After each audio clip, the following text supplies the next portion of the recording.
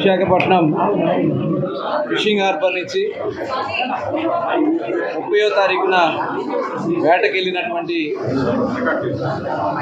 Boat ప్రమాదవశాత్తు 4వ తారీఖున అంటే ఆయన ఉదయం కూడా ఫోన్లో మాట్లాడుతూ జరిగింది. 7గురు ఆ ఫిషింగ్ బోట్లో వేటకెళ్ళడం జరిగింది. ఉదయం కూడా మాట్లాడారు. మధ్యాహ్నం జరిగినటువంటి వాతావరణంలో మార్పుల వల్ల బోటు తిరగబడిపోయి మధ్యాహ్నం 7గురు కూడా గల్లంతవడం జరిగింది.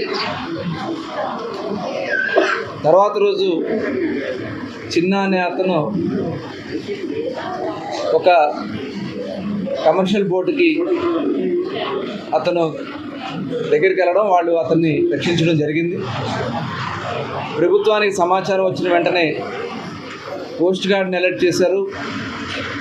కొన్ని బోట్స్ పెట్టి కూడా గాలించడం జరిగింది.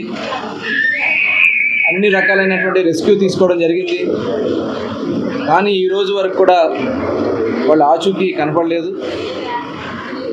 ఆ చిన్న ఇచ్చినటువంటి సమాచారం ప్రకారం అక్కడ వాళ్ళందరూ కూడా ప్రమాదంలో చనిపోయి ఉంటారని చెప్పి భావించి, అలాగే కోస్ట్ గార్డ్ వాళ్ళు సెర్చింగ్లో మాకు ఎక్కడ కూడా ట్రేస్ కాలేదని చెప్పి కోస్ట్ గార్డ్ కూడా ఇచ్చినటువంటి రిపోర్ట్ను ఆధారం చేసుకుని 72 గంటల తర్వాత ఆ కుటుంబాలకి ఎవరైతే 7గురిలో ఒక అతను సేవ్ అయ్యాడు కాబట్టి మిగతా ఆరుగురికి ఈరోజు గౌరవ ముఖ్యమంత్రి చంద్రబాబు నాయుడు గారు ఇచ్చినటువంటి ఆదేశాలతో ఆ కుటుంబాలకి ఫిషరీస్ డిపార్ట్మెంట్ నుంచి ఒక 5 లక్షలు, సీఎం రిలీఫ్ ఫండ్ నుంచి ఒక 5 లక్షలు కలిపి 10 లక్షల రూపాయలు చెక్ వారికి అందించడం జరిగింది. మిగతాయి కూడా ఏదైతే బోటు నష్టపోయి ఉన్నారు కాబట్టి బోటు కానీ మిగతా ఆ కుటుంబాలను ఏ రకంగా మనం ఆదుకోవాలనే దానికోసం ప్రభుత్వ పరంగా వాళ్ళ పిల్లల చదువుల విషయంలో కానీ వాళ్ళకి ఏ రకంగా మనం హెల్ప్ చేయొచ్చో అన్నీ కూడా ఏర్పాటు చేయడానికి అన్ని చర్యలు కూడా తీసుకోవడం కూడా జరుగుతుంది.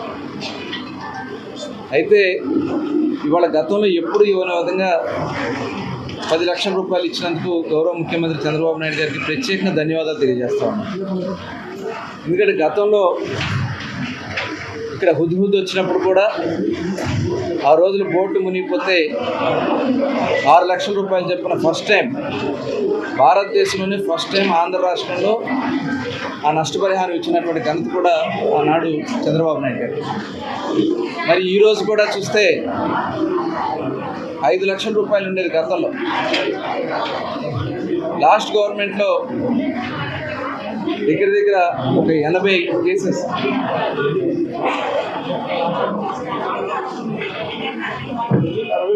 63 కేసులు లాస్ట్ గవర్నమెంట్లో పెండింగ్ ఉన్నాయి.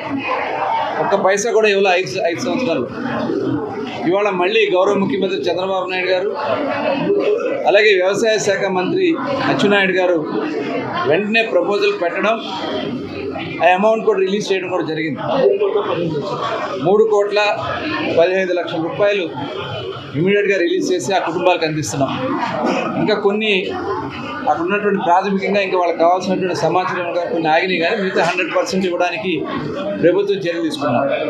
అయితే ఇవాళ గతంలో ఏ రాష్ట్రం కూడా ఇవ్వని విధంగా ఇలా బోటు ప్రమాదం జరిగినప్పుడు ఏ రాష్ట్రం కూడా ఇంత పెద్ద ఎత్తున ఇచ్చిన పరిస్థితి లేదు. 10 లక్షల రూపాయలు చొప్పున ఇవాళ అందించడం అనేది గౌరవ ముఖ్యమంత్రి గారు ప్రత్యేకంగా ధన్యవాదాలు తెలియజేస్తాను మరొకసారి.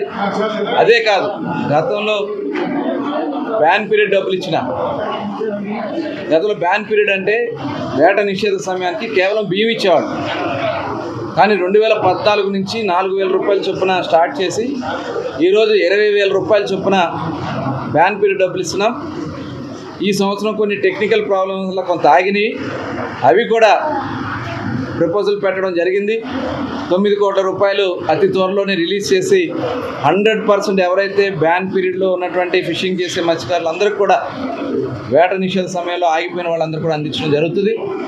అదే కాదు, 50 సంవత్సరాలకే పెన్షన్ ఇచ్చినటువంటి ఘనత కానీ, అలాగే ఆయిల్ సబ్సిడీ, ఫిషింగ్ బోట్స్ విషయంలో ఆయిల్ సబ్సిడీ ఇస్తున్నటువంటి ఘనత కానీ గత 5 సంవత్సరాలు కనీసం ఒక వలముక్క కూడా ఇవాళ మళ్ళీ వాళ్ళందరికీ కూడా ప్రభుత్వ పరంగా ఇంజిన్లు కానీ వాళ్ళకి కావాల్సినటువంటి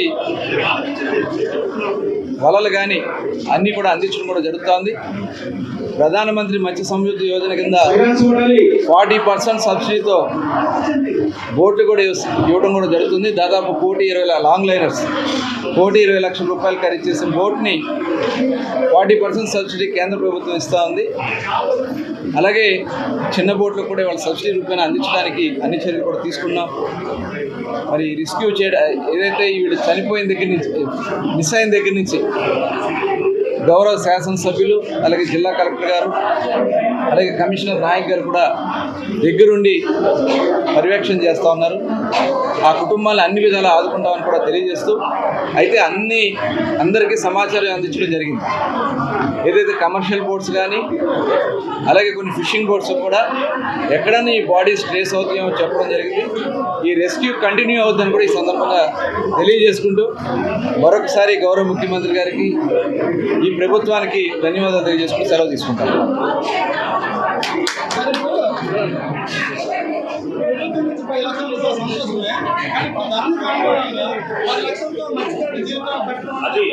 మాట్లాడుతుంది